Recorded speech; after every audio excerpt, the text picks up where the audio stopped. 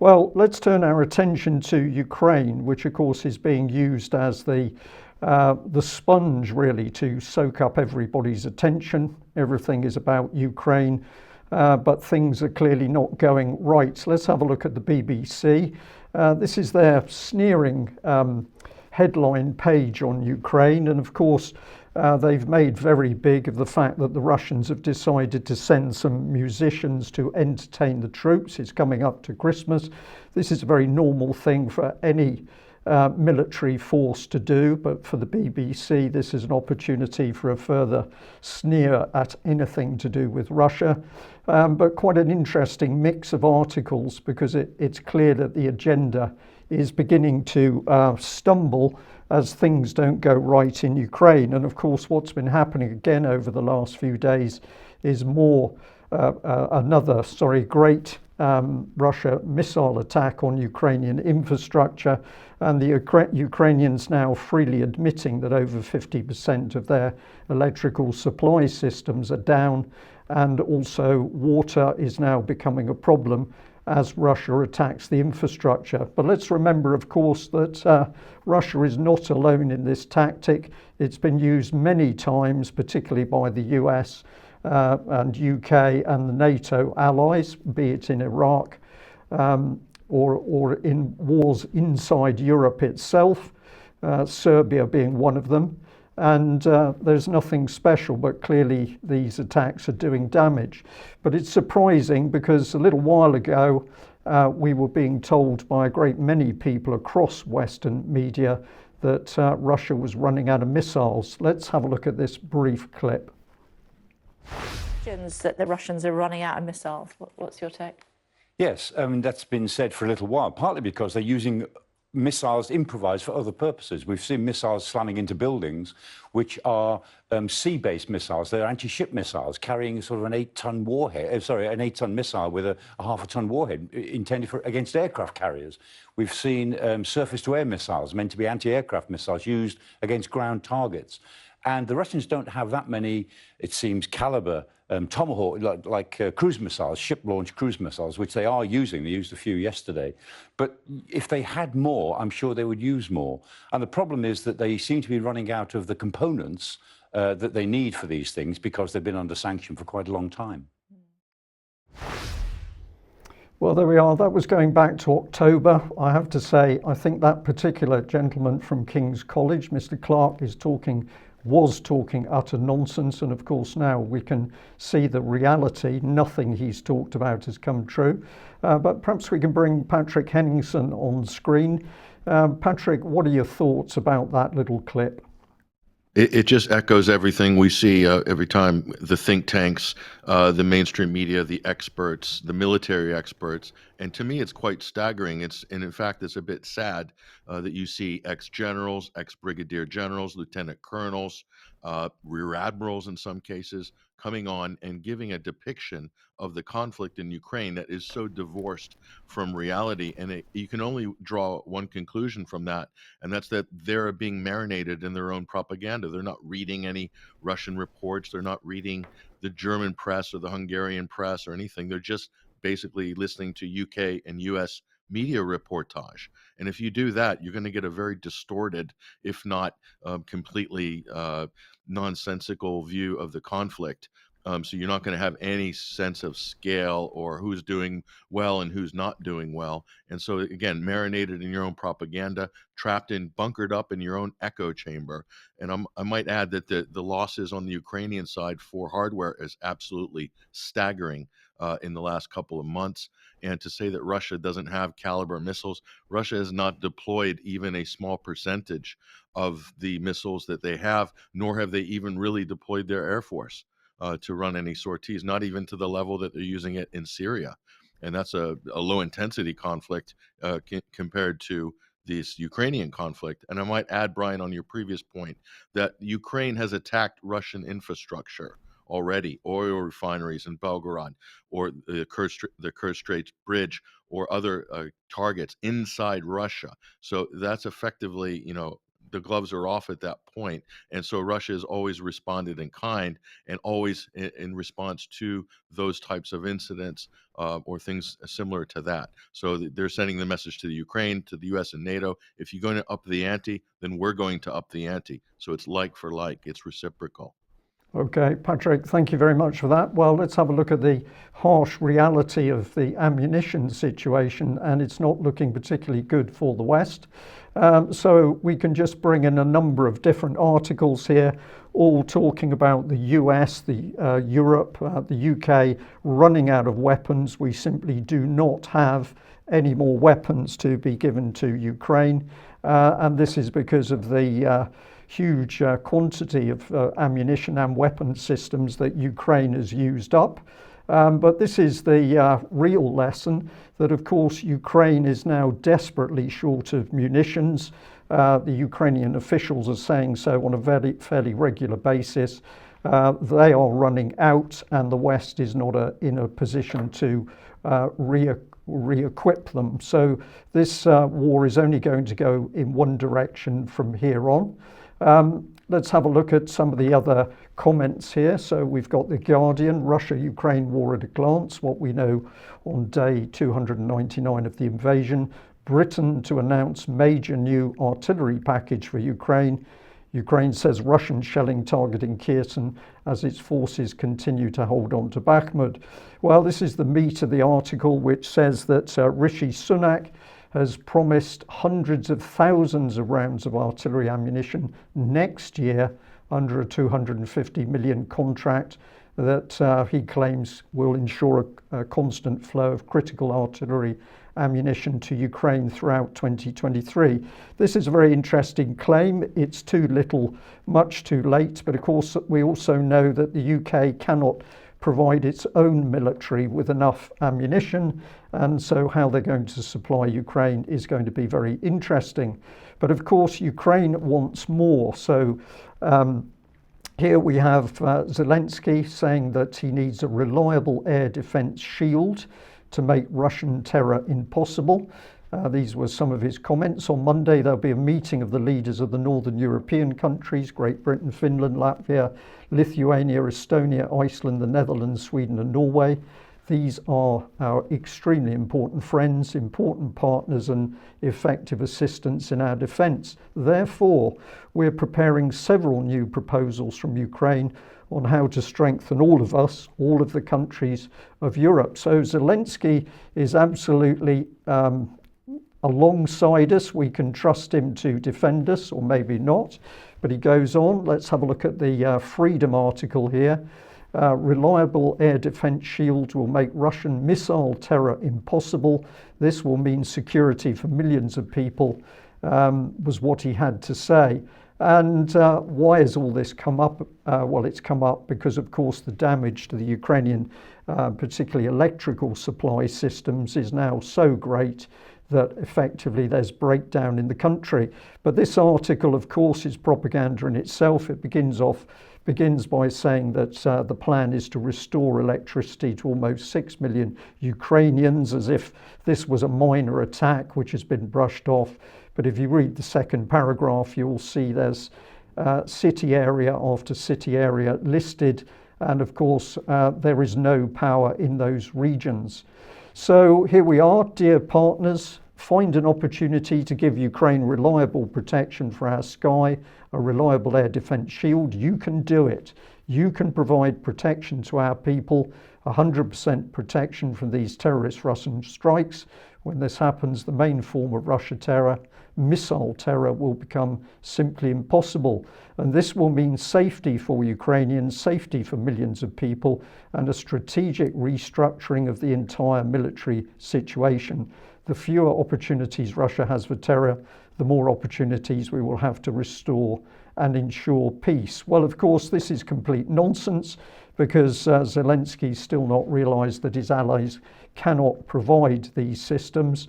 And even with Patriot, even the BBC now is getting particularly vague, because although here's the great missile system in the text, what does the BBC have to say? Precisely what overall effect Patriot systems will have is difficult to say.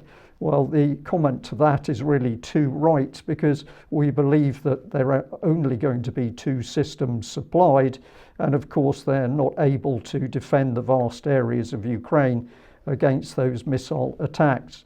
But meanwhile, the propaganda from Ukraine continues. So we've got freedom again here. Ukrainian defense forces do not target residential areas. Intelligence official on Donetsk shelling. This is the comments.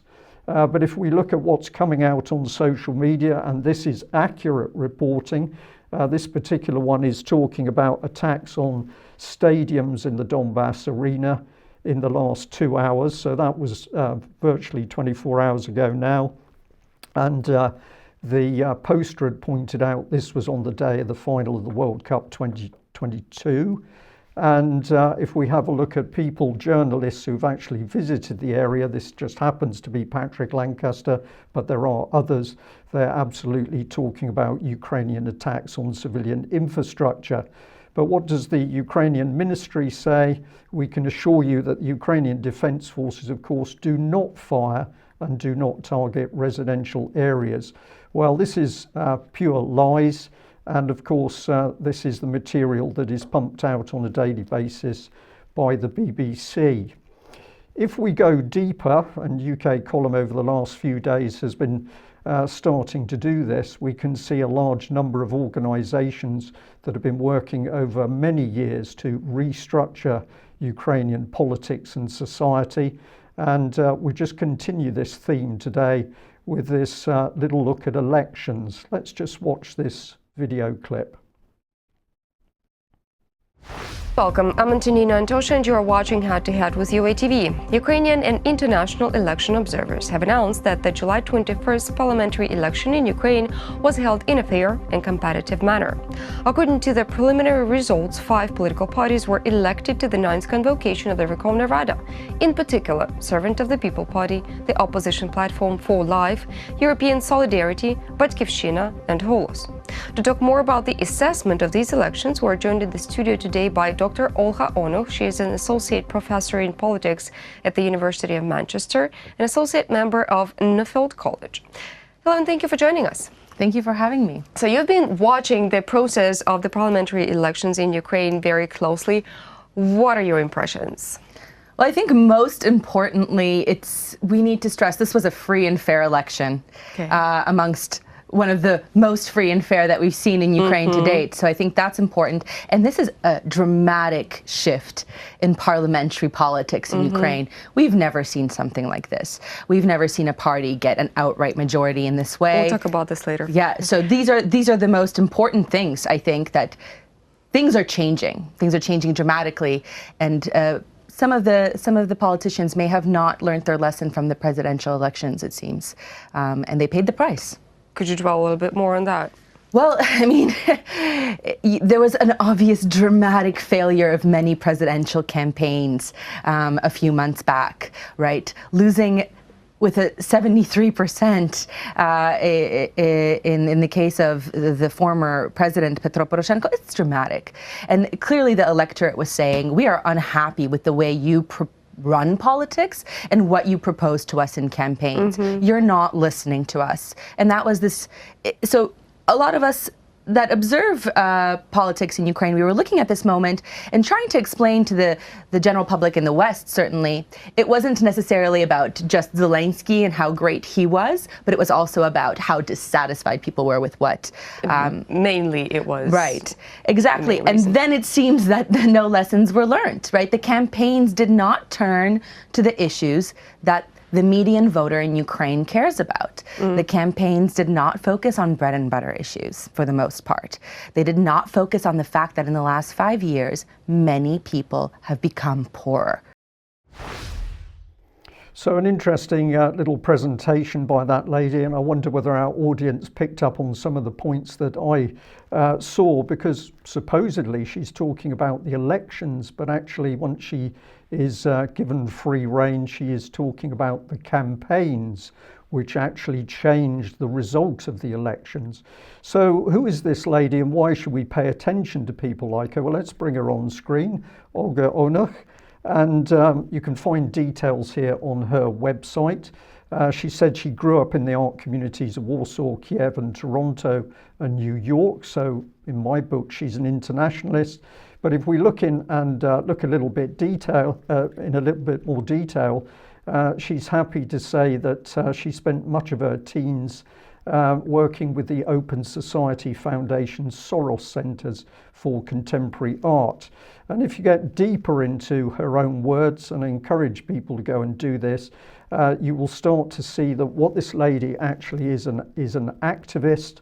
And I've put the comment there, is she a political commentator or is she actually a change agent? And I'm going to suggest that if she's writing books, the Zelensky effect, for example, what we've got is a deep state change agent. David, very quickly, because I'm watching the time closely today, these people are, one, extremely dangerous, but it's clear that they're embedded throughout Ukraine at the moment. Throughout the Ukraine, throughout the entire Western world, because this lady's in a university in Manchester. We'll come to change agents in Scotland later in the programme. They're everywhere. And in fact, we've now got the Scottish Government openly telling Scottish businesses that they must become change agents themselves as they roll out the cultural Marxist agenda. So it is everywhere.